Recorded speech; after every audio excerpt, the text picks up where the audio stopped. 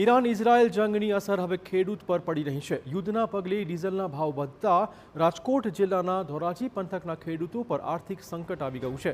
Diesel અને પેટ્રોલના ભાવ વધવાની સીધી અસર ખેતીના ખર્ચ પર પડી રહી છે।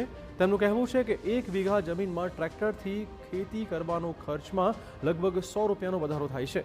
આ તરફ ખાતરના ભાવ વધવાના કારણે ખેડૂતોની કમર તૂટી ગઈ છે। 1150 રૂપિયામાં મળતું એસએસપી ખાતર હવે 2250 રૂપિયા મળી રહ્યું છે। એમોનિયમ ફોસ્ફેટ સલ્ફેટ ખાતર જે અગાઉ 1550 મળતું હતું તે હવે 2250માં મળી રહ્યું છે, જ્યારે કે એમોનિયમ સલ્ફેટ ખાતર જે 950 મળતું હતું તેનો ભાવ હવે 1400ની આસપાસ પહોંચી ગયો છે। ડીઝલમાં 4 રૂપિયા વધ્યા છે, પેટ્રોલમાં 3 રૂપિયા વધ્યા છે અને આમાં પોષણક્ષમ ભાવ મળતા નથી અને ખાતરમાં 700 રૂપિયા વધ્યા। ડીએપી છે, એનપી છે, બધામાં ભાવ વધારો વધી ગયો છે અને આમાં પહેલાં ભાવ વધારા પહેલાં ખેતીમાં ટ્રેક્ટરના જે કામકાજ હાલતા એમાં 50 રૂપિયા વધી ગયા છે વીઘે। પ્રથમ તો ખાતરમાં, ત્યારબાદ બિયારણમાં અને હવે ડીઝલમાં અસહ્ય ભાવ વધારો કરી દીધો છે।